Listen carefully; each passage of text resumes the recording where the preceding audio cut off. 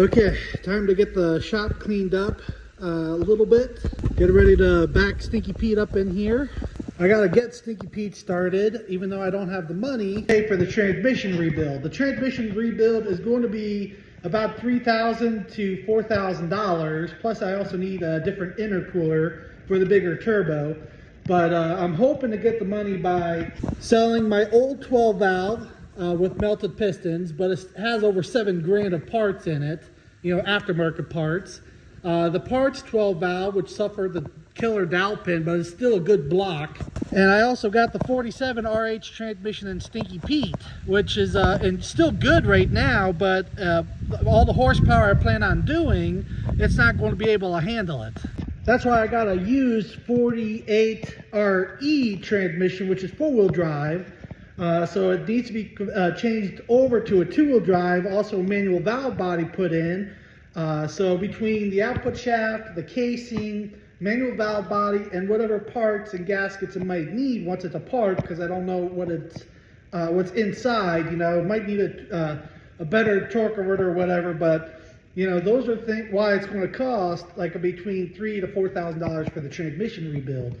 And I can't do that myself because you need special tools, which I don't have. Like there's snap ring pliers I don't have for that. Also, it's like you put the transmission facing up, and it's like a press to press the clutch packs together to take the snap rings on and off and things like that. I don't have any of those tools or that knowledge. You know, I've never done automatic transmissions. I've torn some apart. I understand how they work, but I've never done them to like trust my work, you know, type deal.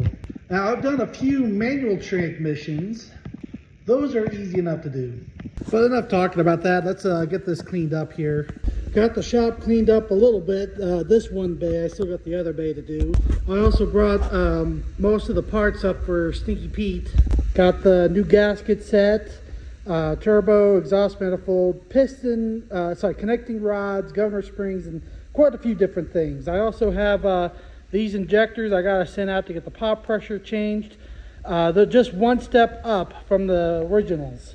So I'm going up another step in delivery valves. So I put 0.25s in it. I'm going up to, I think the next one's up, I'm going is like 0.50, so it can go up to 5,000 RPMs with the governor springs, and then the connecting rod so it can handle 5,000 RPMs. The injectors, the original injectors in Stinky Pete, I believe are 5x12s, you know, which are the stock 24 valves. Those are stock 24 valves also, but they're just one step up. So those are like 5x13s or something like that. You know, I forget exactly the size of them off the top of my head. But like you have the regular civilian model trucks, and then those are the injectors for like marine applications, like boats, or commercial trucks, like school buses that have 24 valves and things like that. That's what those injectors are pretty much for. Now, on the motor in Stinky Pete, I'm going to reuse the original main bearings and things like that, probably. I'll see how they are when I get it apart. If I need main bearings, I'll change them while I have it apart. But I have everything else. I have connecting rod bearings, the wrist bearings, that comes with the connecting rods. I don't know like if I need pistons yet until I get them out. You know, so once I see the conditions of the pistons and cylinders, make sure I didn't melt them like I did on my old 12 valve. Well, like I said, a lot of that stuff I'll find out when I get it out of Stinky Pete and get it apart on the engine stand. Got the engine pulled out. I just got to grab some of the spare parts and clean up all the garbage and stuff and put tools away. The other reason I need to clean up my shop is also to work on that school bus. I want to pull the front end of it in my shop here. So when I start pulling I gotta take the hood off and to do to take the radiator out and the water pump and all that, like in the spring, and start fixing all that stuff on it. And also do the front brakes and stuff. Now it is going to be a tight fit. That bus is 9 foot 10 inches tall, and that's a 10-foot tall door, and it's about 9 foot 8 inches wide, and that's a 10-foot wide door. Now I already know from the front wall to the back wall is 24 foot. The bus is 30 foot long, so I can't fit the whole bus in here. Well, I gotta pull enough where I can get in and out of the door, either behind the lift or in front of the lift. Most likely behind the lift, because the pull up where you can get in and out right here, you know, you won't really have much room to walk around the front end to work on the motor.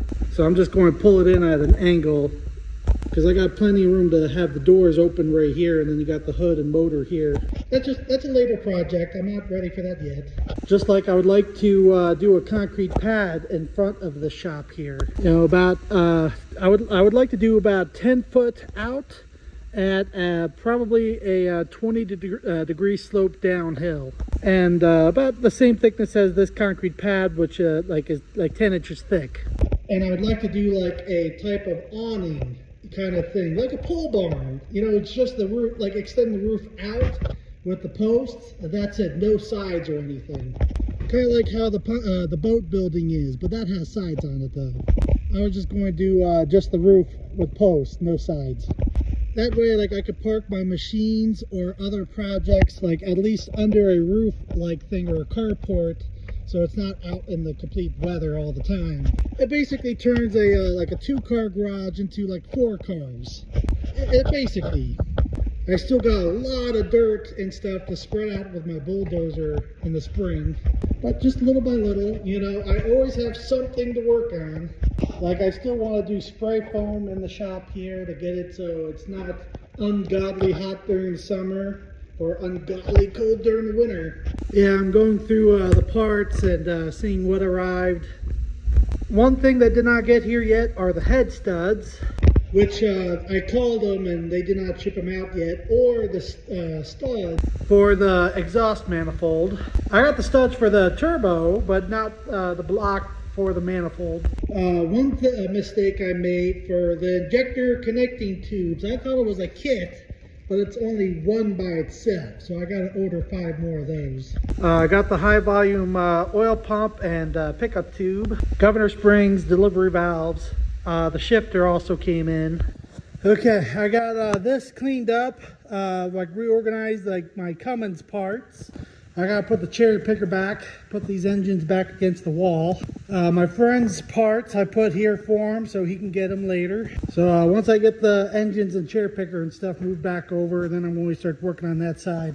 Well, that's it for today. I'm going to finish going through tools and stuff over there on that side, get it at least swept up and clean, and then get Stinky Pete in here and up on the lift. Before I left, I decided to empty all the drain buckets here. Try to get that done and out of the way. Okay, now I'm going to head out. So much garbage and so many tools to get organized again. By the time I sweep up the rest of this crap in here, this drum is going to be full of old kitty litter. Okay, I did it again. Now I'm done. You know, I just kind of kept cleaning and didn't want to stop.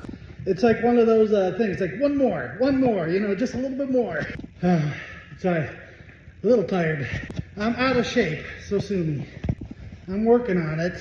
Got just 2 little piles of tools to clean up and then sweep up that bay and all ready to bring Stinky Pete in.